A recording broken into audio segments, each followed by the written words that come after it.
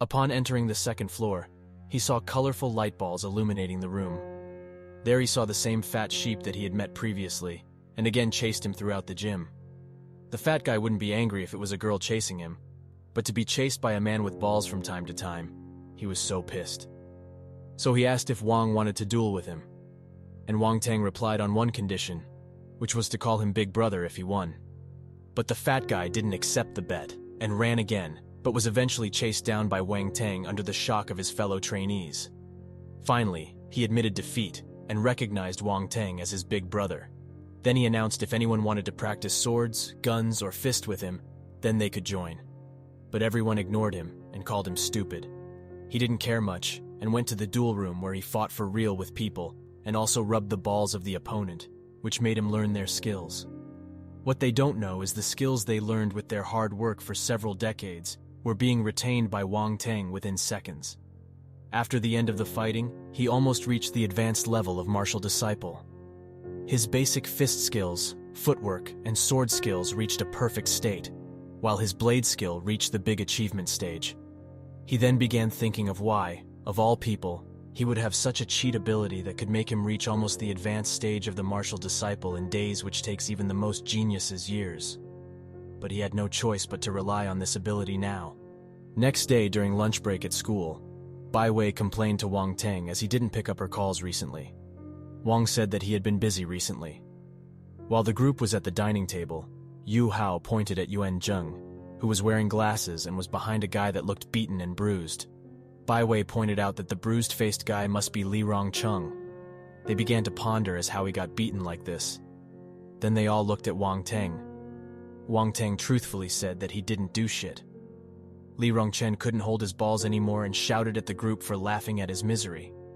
But they didn't stop laughing but called him a dickhead, so Li Rongchen rushed with his fist to penetrate Xu Jie with his big dickhead.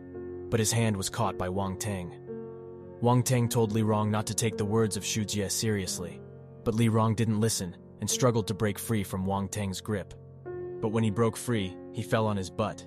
Then Li Rong and Yuan Zhen fled while cursing Wang Tang and said to go to the stadium after school if he had the guts. When the group asked if he was really going to fight him, he said that he didn't give a shit about the fight. But even if Wang Tang didn't look for trouble, it came his way, nonetheless. When Li Rong didn't find Wang Tang at the stadium, he barged into the classroom with his men and asked for the duel again. Bai Wei shouted at Li Rong's cowardness as he was trying to fight Wang Tang with a blade when he didn't bring any weapon. But Wang assured her and started the fight with a borrowed blade. He then evaded Li Rong's attack and slashed him from behind. But Li Rong didn't give up as he again rushed with his full aura, but again Wang evaded him and knocked him out. How would Li Rong know that Wang Feng had almost perfected the basic blade technique, not to mention other weapons that he had mastered? Wang Tang then tossed Li Rong to Yuan Zhen and the other fellows. Yuan Zheng then understood that he had just left heaven and stepped into hell, and he regretted ever betraying the group. During the fight, speed was one of the biggest reasons to win against Li Rong. His stats, after days of scratching balls, reached an astounding 1356 at strength, 632 at speed, physic 121, and enlightenment at 51, along with his fist, footwork, sword, and blade skills that reached mastery level from perfection level.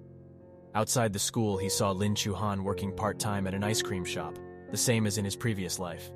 And her fellow workers, as usual, offered to give her a ride back home. These two people competed against each other to get the attention of Lin Chuhan. Then they were reprimanded by the female manager while Lin Chuhan rejected them. Seeing all the flirting, Wang Tang also wanted to have fun, so he went to her shop and asked her to give him milk tea. She was surprised that her deskmate had come to this shop. After knowing that Wang Tang was the deskmate of Lin Chuhan, the duo started spewing some of their imagination, which annoyed Lin Chuhan. Wang Tang then asked when Lin was going home that day, and if she wanted to go together. She also agreed, as it looked like the only way to get the pesky stalkers away. And as expected, the two guys were disappointed. At the parking space, she thanked Wang Tang and told him she could now go by herself. But Wang Tang pointed at some people that were peeking at her from the corner and asked if she really was okay. Seeing no choice, she then asked if he wanted her to ride the bike. But Wang Tang didn't reply and just put the helmet on her head in a rough manner and told her to hold tight. And before he left a warning to the stalkers. Then Wang asked how Lin Chuhan would thank him now that Wang Tang had helped her twice. In reply, she said that she would help him with the college entrance exams, and it would be easy as he was his desk mate. When they were in an alley, she told Wang Tang to stop and said she could now go alone from there. Before Lin Chuhan left, Wang Tang gave her the milk tea back and said that he didn't actually like drinking milk tea, but she replied saying he just took a milk tea to school a week ago. Then it dawned on Wang Tang that he used to drink milk tea a lot in the past. So he dismissed that matter as it reminded him of the past and bade goodbye to Lin Chuhan. Right after Lin Chuhan left, he heard a loud gunshot. There he saw a group of martial disciples possibly committing some crimes. The group noticed him, and the leader told his lackeys to take Wang Tang hostage since the police would be arriving soon. Wang Tang, seeing this, fled as he didn't want to get caught in the mess. But a bullet almost grazed him as the leader told him to stop running. And Wang Tang had no choice but to comply as he wasn't strong enough to be completely unfazed by the bullet. Of course, all this time, different types of plans of escaping began to hatch in his head. Soon after, the leader slapped him and dragged him to the van. And the fact that they don't know that he's a martial disciple is the biggest trump card he had. And he had to utilize this well. Not long after, dozens of police cars started chasing them. And when the cops started shooting, the leader showed Wang Tang and threatened the police to kill Wang Tang, so the cop cars immediately slowed down.